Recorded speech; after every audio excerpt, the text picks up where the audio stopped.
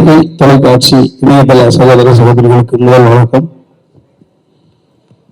9ஆம் தேதி, இன்னைக்கு 5ஆம் தேதி, இடையில் 3 நாட்கள்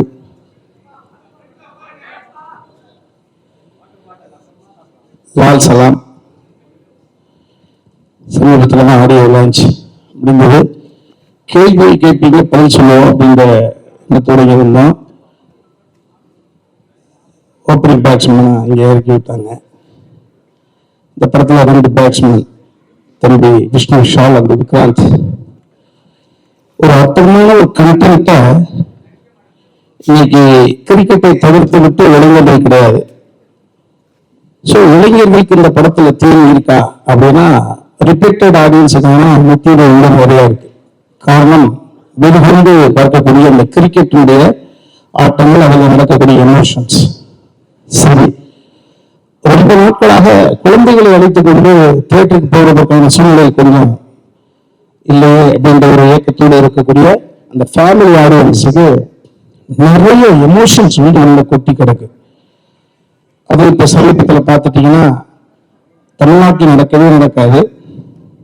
இந்து, முஸ்லீம், கிறிஸ்தவ ஒற்றுமை என்பது இங்கு பின்னது இருக்கு. ஒரே ரீதியா இருக்கு. இங்க மதங்கள் 3ஆக இருக்கலாம், மனங்கள் ஒன்றாகத்தான் இருக்கிறது.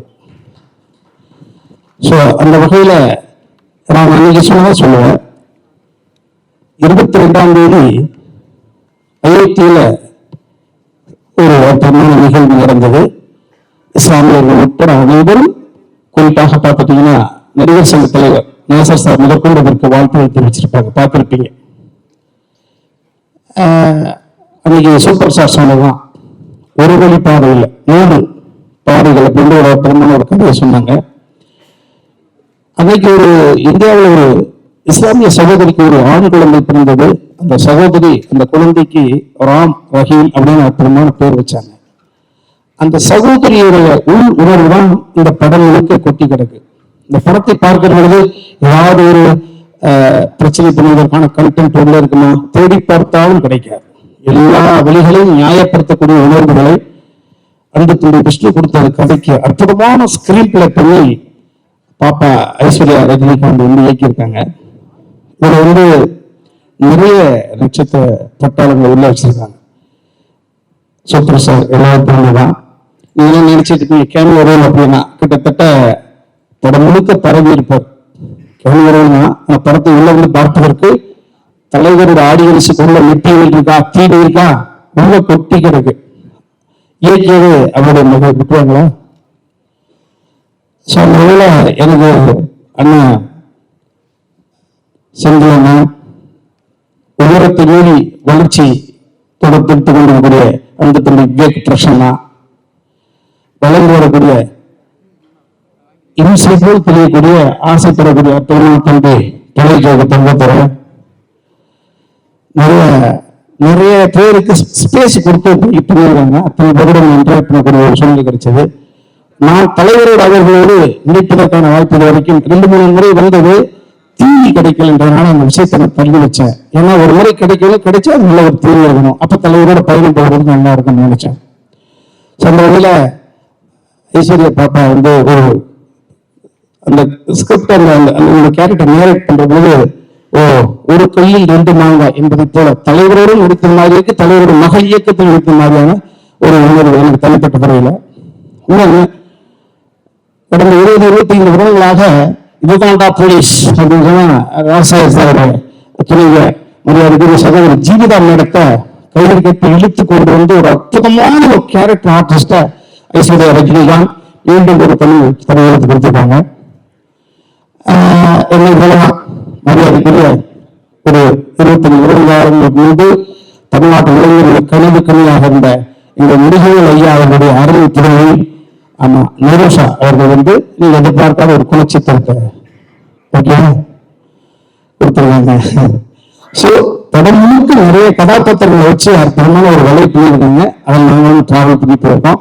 கதை கதை கதை கதையை தவிர்த்து விட்டு இந்த தமிழ் சினிமா உலகம் வேறு எதையோ நோக்கி போயிட்டு இருக்கின்ற அந்த விமர்சனத்தை நானும் ஓரளவு ஒத்துக்கொள்கிறேன். அந்த விமர்சனத்துக்கு ஐஸ்வர்யா ரஜினிகாந்தினுடைய இந்த லால் சலாம் என்ற ஒரு படைப்பு நிச்சயமாக அற்புதமான தீர்வை கொடுக்கும். இதுல நான் வியந்து பார்த்தது என்ன அப்படின்னு பார்த்தீங்கன்னா, ஒரு சூப்பர் ஸ்டார் இது வந்து இந்த இந்த இந்த லால் சலாம் கல்டென்ட்டை அந்த விஷயோட கதையை இந்த ஸ்கிரிப்ட்ல பண்ணிட்டாங்க. ஆனா இது வந்து ஒரு தளத்துல எப்பேற்பட்ட செட்டு போட்டா கூட வாய்ப்பே கிடையாது. இந்த படத்தை நிச்சயமா 9ஆம் தேட்டர்ல பார்க்கும்போது ஆடியன்ஸ் புரிஞ்சுப்பாங்க. இவ்வளவு பெரிய கூட்டம், இவ்வளவு பெரிய லைவ் லொகேஷன் நீங்க செட்டு போட்டு வாய்ப்பே கிடையாது. அந்த ஊருக்குள்ள போய் இந்த 1940 சீக்வன்ஸை ரெடி பண்ணி 10 கேமரா 3 கேமரா இது எப்படி சாத்தியமாகும் அப்படின்னா அந்த கண்டென்ட் அந்த கதை கேட்டது அவ்வளவு கூட்டங்களை தவிர்த்து விட்டு இந்த விஷயத்தை ரிப்ரசென்ட் பண்ண முடியாது, இம்ப்ளிமெண்ட் பண்ண முடியாது. அதனால நான் ரஜினி சாரை பார்த்து என்னப்பா அப்படின்னா அவங்க செஞ்சில வந்து படுத்திருக்காரு, திருவண்ணாமலை வந்து படுத்திருக்காரு, பாண்டிச்சேரியா வரைன்றாரு. வாய்ப்பே கிடையாது. இந்த படம் எல்லாமே எனக்கு வாழ்க்கையில் இந்த மாதிரி ஒரு அத்தனை ஹீரோ என்ன செய்வாங்களோ அந்த ஒரு விஷயத்தை மகளுக்கும் சொல்ல மாட்டேன். இந்த கண்டென்ட்டுக்காக திரும்ப திரும்ப சொல்ற கண்டென்ட் இந்த விஷயத்தை இந்த கேமியோட மூலமாக நாளைக்கோ நாளை கழிச்சோ கூட தமிழ்நாட்டில் ஏதாவது ஒரு சின்ன அசம்பாவிதம் நடக்கலாம் என்று யாராவது ஒரு கருப்பு அதை வேலை செய்தால் கூட நிச்சயமாக இந்த லால் சலாம் படத்தினுடைய கருத்து இருந்து அவர்களுடைய விஷயத்தை முறியடிக்கும். எந்த நாளும் தமிழ்நாட்டில் மதமாச்சரியில் நடக்கவே நடக்காது என்பது மிகப்பெரிய ஒரு தடுப்பு அணை இந்த லால் சலாம். அப்படிதான் நான் நினைக்கிறேன்.